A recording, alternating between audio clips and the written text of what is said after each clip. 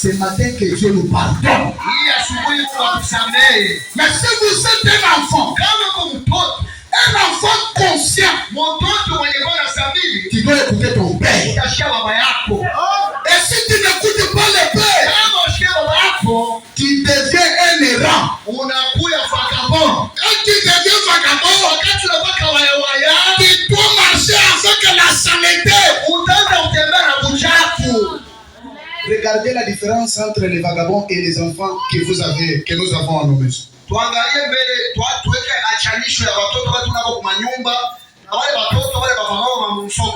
Tous ce sont des enfants. Celui-ci dort, il se réveille seulement comme ça, avec sa culotte dans les gens. Et quand il passe dans les gens, c'est les gens qui lui laissent les gens. Mais quand un enfant, avec ses parents, il prend soin de lui, il sort avec une culotte qui est remplie de urines. Quand tu veux sortir comme ça, prends cette culotte. Obligé, elle prend la culotte, elle veut nettoyer, elle commence à marcher. Et quand les gens regardent, un enfant vient. C'est comme ça avec Dieu. Quand vous écoutez la parole et que tu ne veux pas s'adapter, il te laisse pour voir maintenant ta force. Ta force est dans les affaires. Ta force est dans la vie quotidienne. Ta force est quand les démons viendront t'attaquer.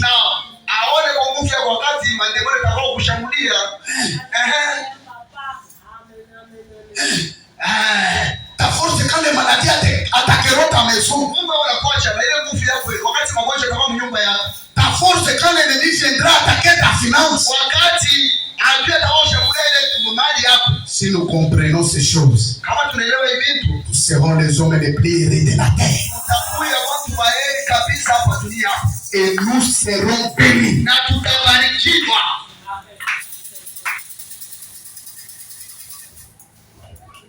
Oh, que Dieu nous aide. Je suis dans les sermons, notre position en Christ. Je crois que je suis en train de citer mon logo. Notre position en Christ. Voilà. Que Dieu nous aide, mes frères et sœurs. Que nous ne remplissons pas seulement, que nous disions seulement déception. Le chagrin nous frappait. Il fait cela parfois pour nous conduire, pour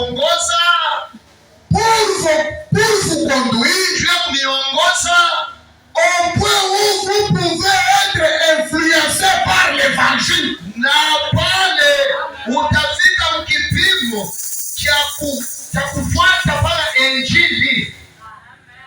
Et frère Abraham me dit, soyez assez sage pour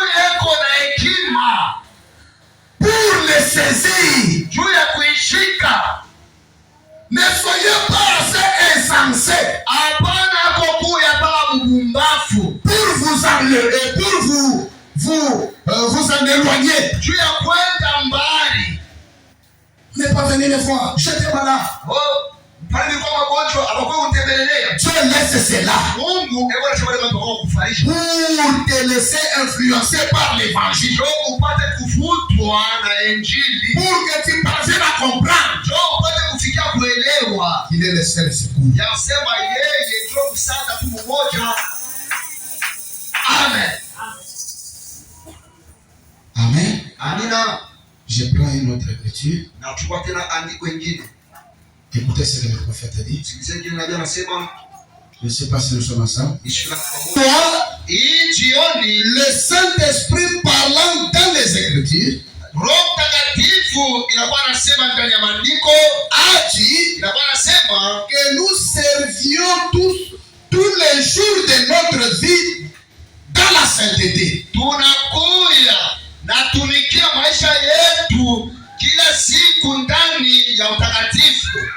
lui servir tous les jours de notre vie dans la sainteté. Kumtumikia Mungu maisha yote mzima mtakatifu devant lui, mbele yake. C'est-à-dire ni kusema la pureté, usawa, la sainteté. Hiyo takatifu. Mais aujourd'hui, na leo vous pouvez citer le mot sainteté. Unaweza kutaja msemo utakatifu. Et les gens s'en moquent. Na watu wanaanza kutegelea. Vous voyez? Unaona comment Satan a enveloppé toute la chose. Namna gani shetani anafunga hii kitu chote. Toutefois, na wakati yote vous êtes un esclave. Unakuwa mfungwa. Et si vous êtes un chrétien, kama uko Mkristo, vous êtes un esclave. Unakuwa ni mfungwa. Est-ce que nous sommes ensemble? Est-ce que un esclave vit dans sa liberté? Mtu yule basha kumfunga, anashika tu uhuru ya kutembea kwa yote. Et Fondamentalement dit, si vous êtes une personne double, kama kumuntu wala mbili, à la fois esprit, na unakuya umoja, unakuwa roho et corps, unakuwa tena mwili.